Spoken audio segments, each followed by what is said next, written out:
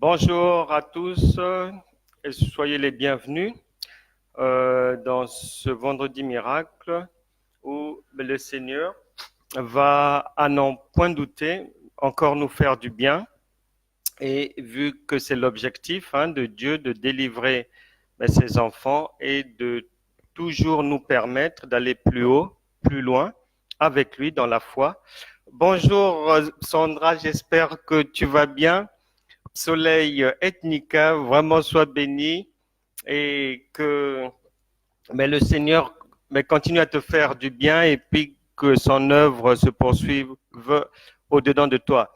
Bonjour à Edith Ebaka, sois bénie, sois la bienvenue, que Dieu vraiment se fortifie dans votre vie. Marie-Jo, toujours au pied de la croix, très bien, que Dieu te bénisse aussi, que Dieu fasse du bien à tous ceux qui nous rejoignent dans ce vendredi miracle. Bonjour à tout le monde, j'espère que à la fin j'aurai le temps de saluer tout le monde. Shalom, shalom, shalom. Eh bien, aujourd'hui donc on a une session de prière et notre texte de base. J'ai deux textes de base en fait. Le premier, c'est celui du premier livre des Corinthiens, chapitre 4, verset 20. Et le deuxième, notre deuxième texte d'appui, ça sera Luc chapitre 10, verset 19, que j'espère que vous connaissez maintenant bien, parce que c'est ce texte-là qui nous donne le pouvoir d'aller mettre hors d'état de nuire tout ce que l'ennemi avec ses démons a semé dans nos vies. Donc on y reviendra, et avant de nous appuyer sur la parole de Dieu pour la prière, j'aimerais préciser ceci, que les démons que nous allons chasser aujourd'hui, donc en général ils peuvent arriver dans un corps, mais déjà leur lieu privilégié de résidence, c'est le corps humain. Donc, ils peuvent arriver déjà avant même la naissance d'une personne. On reviendra un jour là-dessus lorsqu'on verra les malédictions et les pactes et les alliances sataniques. Donc, avant la naissance, durant l'enfance, les démons peuvent rentrer dans un corps de multiples manières, que ce soit par la nourriture, par les rêves, par la boisson, beaucoup de choses, l'inceste, les viols et autres. Ensuite, à l'âge adulte, bien sûr, mais les démons, vraiment ont souvent tout un boulevard chez certaines personnes pour venir prendre possession de leur être et les malmener. Mais je me souviens, une fois, il y avait une dame donc qui était venue nous voir pour un problème très sérieux, mais c'est-à-dire au niveau de son crâne, sa peau était en permanence en train de bouger. C'était comme s'il y avait une casserole au feu et elle avait vraiment très très très mal, disait-elle, et ça chauffait horriblement. Et lorsque on l'avait attentivement écoutée et qu'on lui avait posé quelques questions sur sa vie, mais la dame dira ceci, que je me souviens de quelque chose qui m'est arrivé lorsque j'étais plus jeune. Donc, à cette époque-là, elle avait déjà, elle tournait autour de la cinquantaine, mais elle parlait des années antérieures. Et donc, elle disait qu'un jour, elle avait rencontré un homme, et c'était son copain. Et puis, ce qui l'avait marqué, c'est que elle disait qu'elle se souviendra toujours la première fois qu'ils s'étaient embrassés. Elle avait eu l'impression, une fois que la langue du monsieur, du jeune homme, avait touché sa langue, elle avait eu la sensation d'avoir reçu une piqûre, un venin de serpent. Et elle disait que à partir de ce jour-là, ben, sa vie n'a plus été comme avant jusqu'à ce problème à la tête et tout. Bref, pour dire que les démons entrent en l'être humain de diverses manières et c'est pour ça que Dieu attire l'attention de quiconque. Il a mis devant nous le bien et le mal et il a donné les instructions pour suivre le bien, ce qu'il faut faire. Et il nous a conseillé de suivre le bien afin d'être à l'abri du diable et de ses démons. Dans le deuxième livre de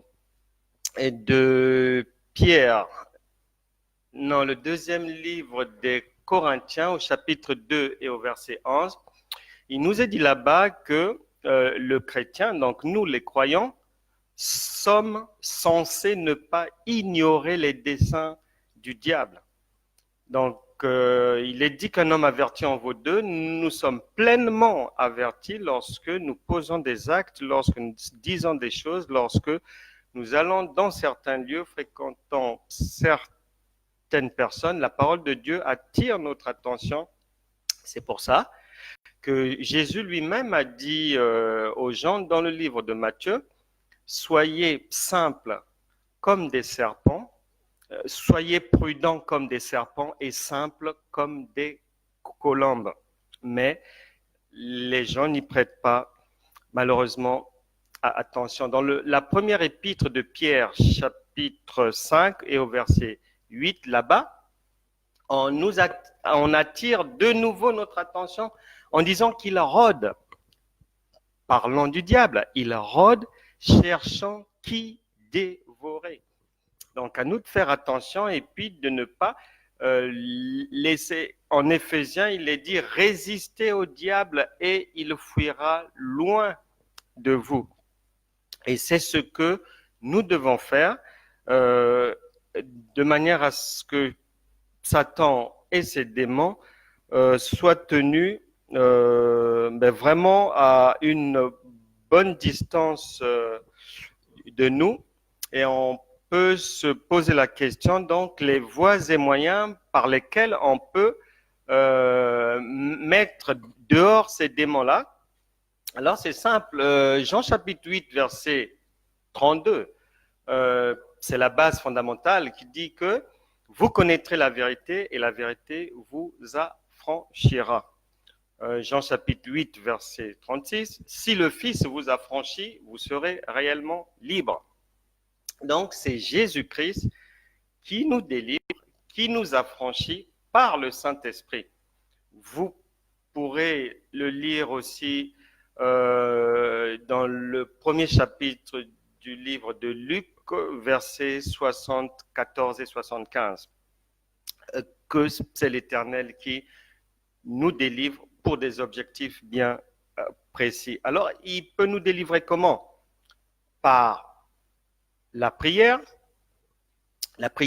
d'autorité, parce que mais les démons ne comprennent que le langage de la force.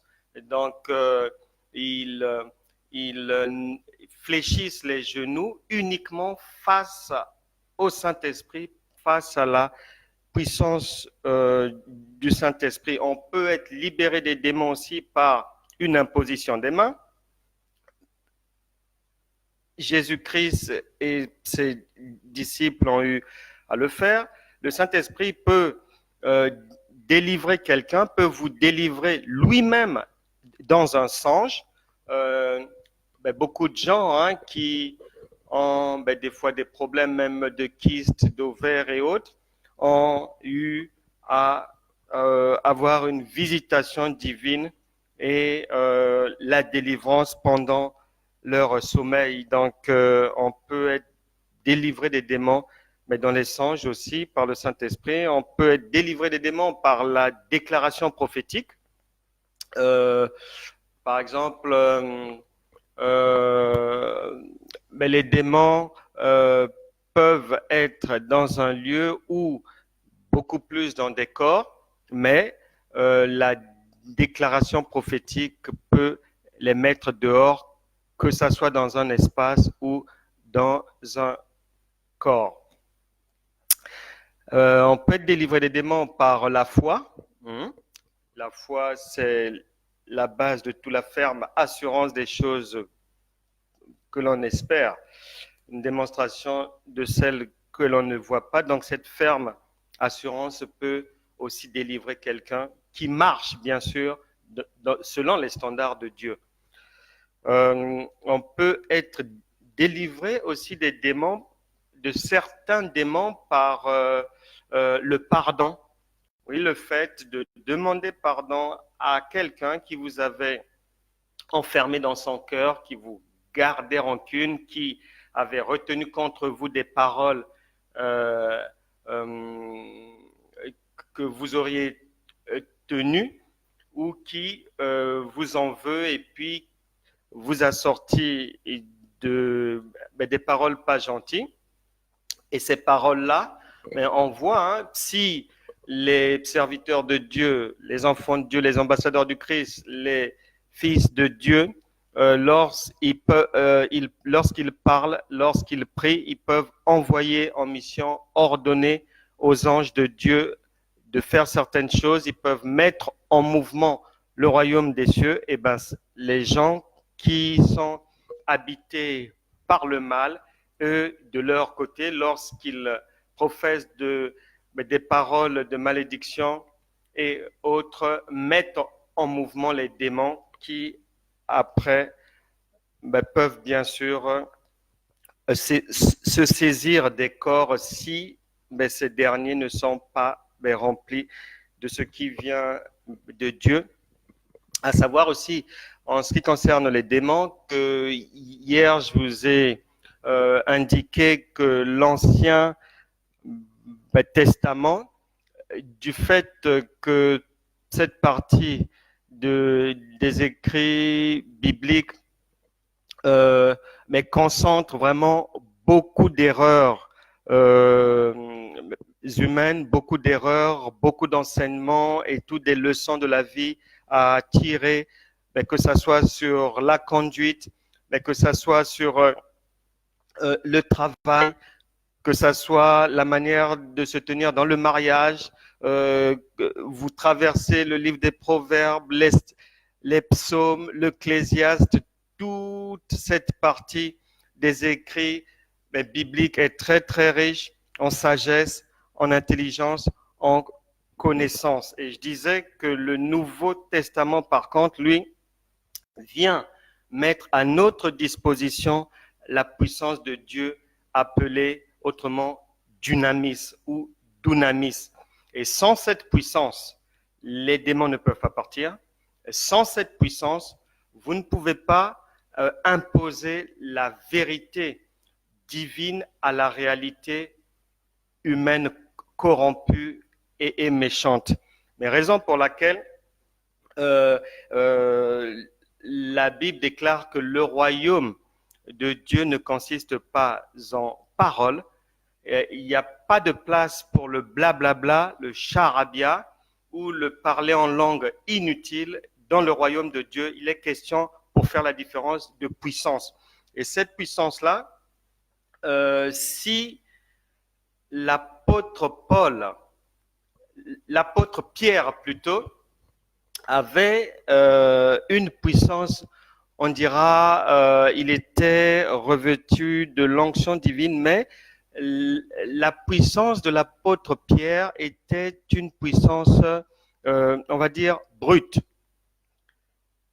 Si le Saint-Esprit n'a pas pris Pierre, qui a vécu avec le Christ, qui a vu Jésus-Christ, qui a reçu sa formation de Jésus, si le Saint-Esprit ne l'a pas pris, lui, qui était un fidèle, lui, Jésus avait dit de lui que sur cette pierre, je bâtirai mon église.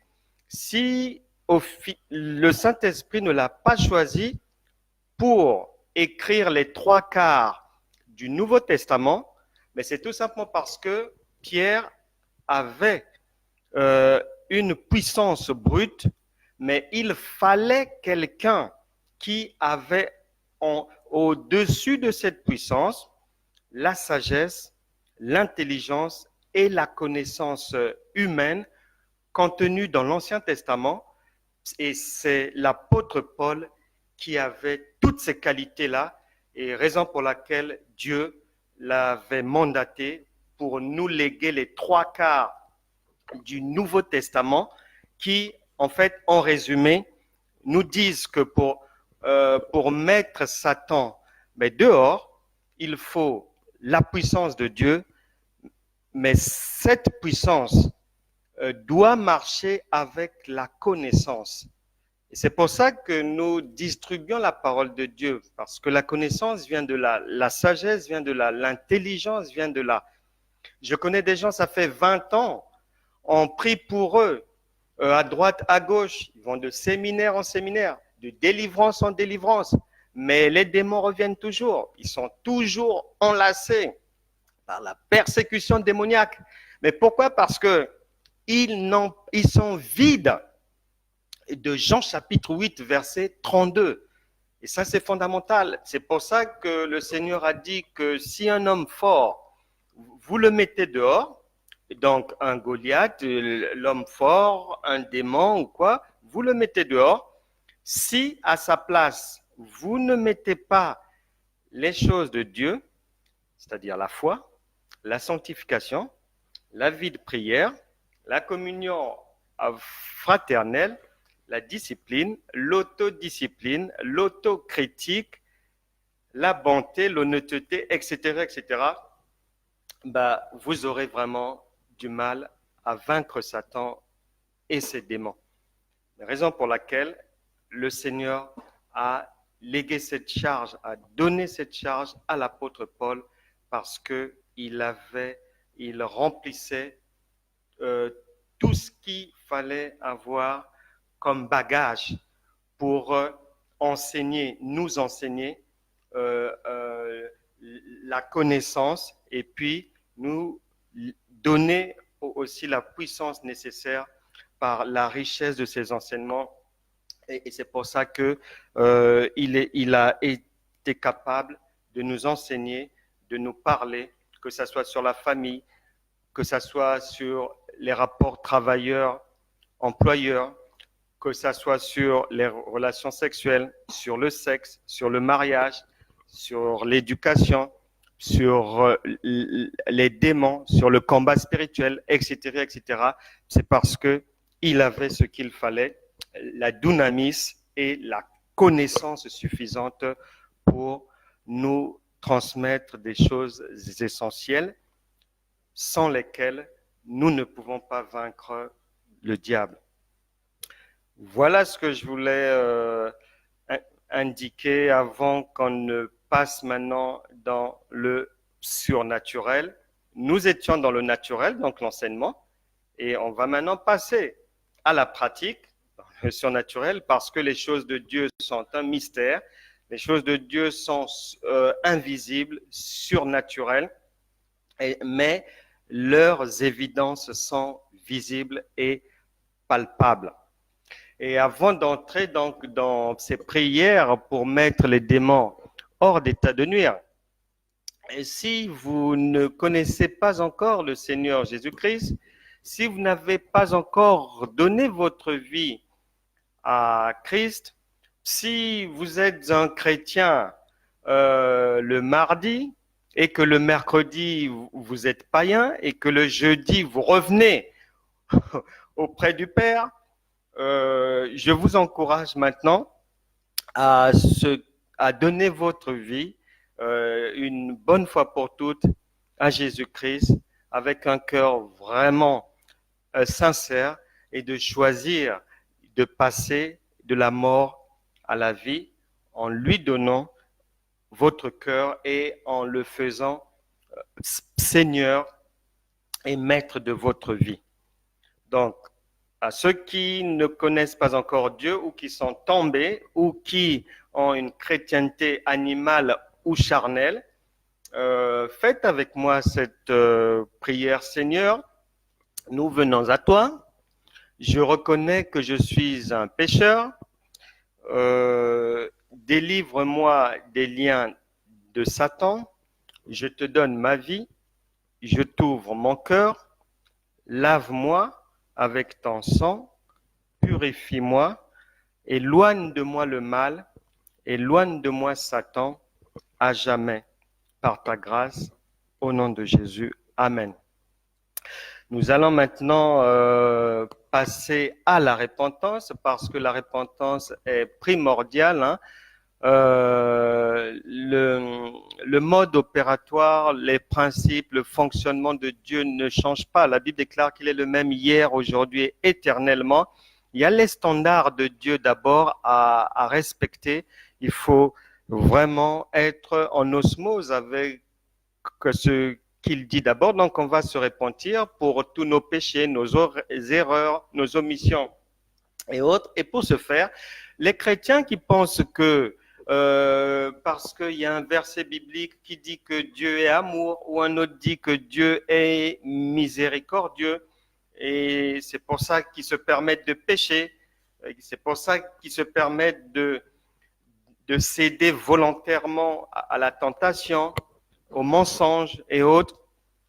J'ai une parole de Dieu mais pour vous que vous ne pourrez jamais me retirer de sa parole, et elle est esprit et vie. Hébreux chapitre 10, verset 26, il est dit ceci.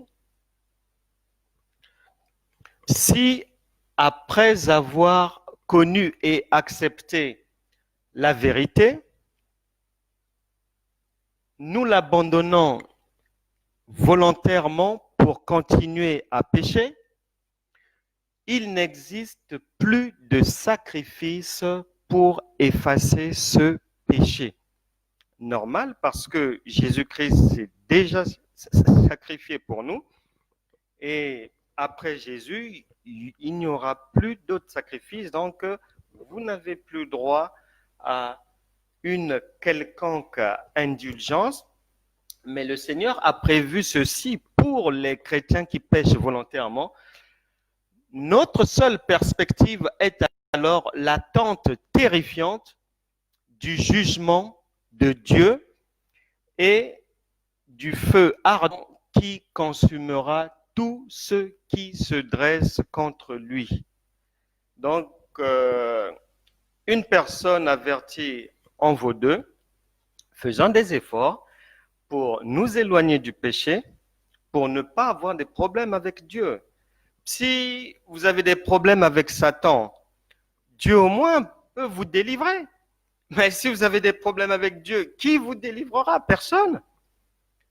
Et c'est la mort qui est prévue pour les rebelles, pour les récalcitrants, pour ceux qui ne veulent pas se conformer aux exigences divines qui pourtant sont simples avec l'aide du Saint-Esprit. Prions pour la repentance. Seigneur, nous te demandons pardon pour nos péchés, pour nos égarements, pour nos erreurs, que ton sang nous lave, purifie-nous, que ce soit des péchés sexuels, des péchés oraux, que ce soit des péchés en pensée. Seigneur, lave-nous, pardonne-nous, mets dans les cœurs de tous ceux qu'on a offensés la capacité aussi de pouvoir nous pardonner. Donne-nous la capacité de restituer ce que nous devons restituer, de réparer ce que nous devons réparer, de rendre justice si nous devons justice et rendre honneur si nous devons honneur et si nous avons manqué du respect ou offensé qui que ce soit. Lave-nous, Seigneur, par ton sang et fais-nous grâce. Amen. Nous allons commencer par prier contre les démons sexuels parce que vraiment il y a beaucoup de gens, même si souvent on n'en parle pas, mais c'est un combat quand même que livrent beaucoup de gens. Et quand je dis beaucoup de gens, mais je pars du pape au dernier citoyen de la planète. Ce combat est ardu et sans le Saint-Esprit, on ne peut pas le remporter. Nous allons prier pour que tout esprit démoniaque maintenant puisse libérer, puisse relâcher ceux qui sont captifs, les prisonniers de la masturbation, ceux qui sont pris par la fellation, enchaînés par les péchés sexuels. Je prie que le Saint-Esprit les délivre maintenant. Au nom de Jésus, je brise toute malédiction, mais sexuelle, sur les vies de tous. Que le sang de Jésus vous rende libre, vous libère, vous relâche. Au nom puissant de Jésus, je chasse tout esprit succube, esprit incube, appelé mari de nuit, femme de nuit. Je vous envoie le feu de Dieu. Vous libérez les gens, vous libérez tout un chacun. Ils sont libres, ils ne sont pas vos prisonniers, ils appartiennent à Jésus et que la grâce divine les a maintenant délivrés au nom de Jésus. Amen. Il faut faire un effort d'être vraiment connecté lorsqu'on prie. Saisissez ces opportunités d'être connecté et de prier, que ce soit pour vous, pour des proches, pour des parents, mais des amis. Priez parce que le Saint-Esprit est à l'œuvre. L'Esprit de Dieu ne connaît ni frontières, ni murs. Non, il est, lorsque je parle, lorsque je prie, le Saint-Esprit qui est partout mais sur cette terre va guérir là où il est. Celui qui a besoin mais de guérison va délivrer là où il y a besoin de délivrance, va instruire, donner un conseil. La personne qui a besoin d'un conseil va consoler là où il faut consoler, va enseigner là où il faut enseigner, etc., etc. Ne méprisez pas la puissance de Dieu, elle est sans limite, elle ne connaît pas de barrière. D'ailleurs, la Bible déclare que Dieu ne réside pas dans les temples faits de mains d'hommes. Prions contre les démons de mensonges qui vraiment, j'ai du mal avec cette histoire de chrétiens et chrétiennes qui sont dans le mensonge, ça me dépasse. Donc on va donc prier pour que l'esprit de mensonge puisse vous laisser tranquille. Au nom de Jésus, je prie que tout esprit de mensonge qui tient en otage mon frère, ma sœur, je te lie, je t'ordonne de partir maintenant. Tu quittes sa bouche, tu quittes son corps, tu quittes ses pensées maintenant. Au nom de Jésus, qu'il soit délivré et libéré de ses péchés. Au nom de Jésus. On va prier contre les démons qui empêchent les gens de méditer la parole de Dieu. À peine quelqu'un ouvre la Bible et hop, pris de sommeil. Alors que si c'est autre chose, si c'est des bêtises, le sommeil ne sera pas là. Prions pour cela. Et des fois, mais il y a des gens, à peine ils veulent commencer à lire comme ça, la personne a maintenant mal aux yeux et tout. On va chasser ces démons-là au nom de Jésus. Que tout démon chargé d'empêcher qui que ce soit de méditer la parole de Dieu, de découvrir les merveilleuses richesses et la protection du Christ, je vous lie, je vous chasse de tous les corps, je vous ordonne de partir, vous libérez leur maison, vous libérez leurs entendements. Maintenant, au nom de Jésus, nous avons prié.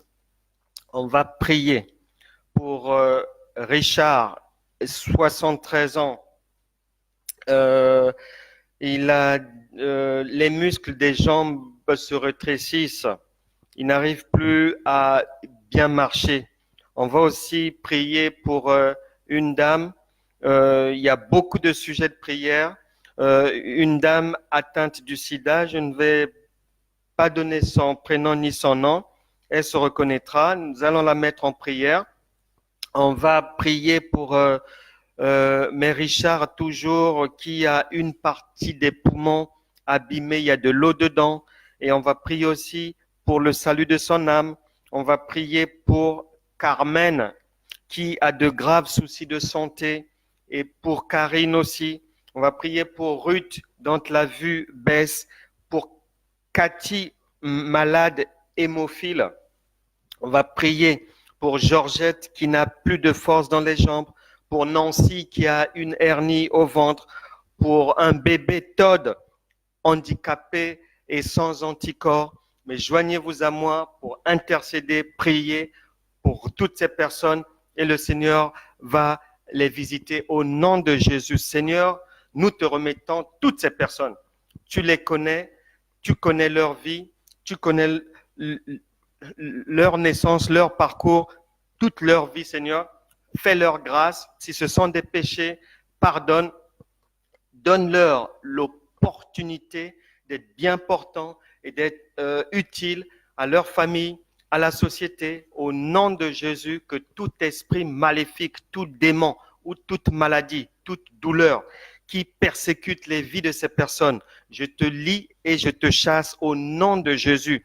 Que la vue de Ruth soit comme à l'âge de 20 ans et il en sera toujours ainsi.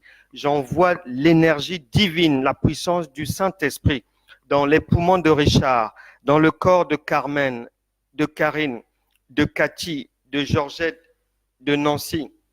Au nom de Jésus, que Todd, tu retrouves la marche maintenant par la puissance du Saint-Esprit, au nom puissant de Jésus.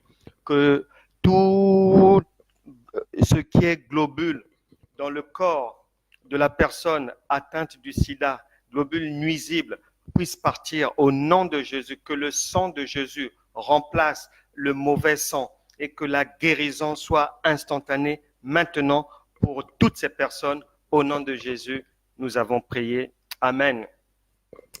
Merci à vous. C'est ici que prend fin notre rendez-vous d'aujourd'hui. On se retrouvera demain, mais d'ici là, n'oubliez pas de partager ces prédications, de partager ces moments, mais vraiment intéressants d'enseignement, de prière, et que même après, vu que les éléments sont toujours diffusés, vous pouvez vous connecter vous-même ou avec des proches à ces prières-là, en ajouter d'autres, profiter de cette dynamique, de la dynamisme envoyée par ces prières pour être guéri, pour être béni, pour être réconforté, pour avoir la capacité de résister à la tentation, pour sortir de la maladie et autres. Que Dieu vous bénisse. On se retrouvera demain. Je vous salue tous et je vous aime tous. Au nom de Jésus, amen. À demain. Il sera 13h lorsqu'on se retrouvera, 13h à Paris, 15h à l'île de la Réunion, 19h à Haïti. Il sera midi à Kinshasa et à N'Djamena. Que Dieu vous garde. N'oubliez pas qu'il y a plus de bonheur à donner qu'à recevoir. Bonne journée et à demain. Au revoir.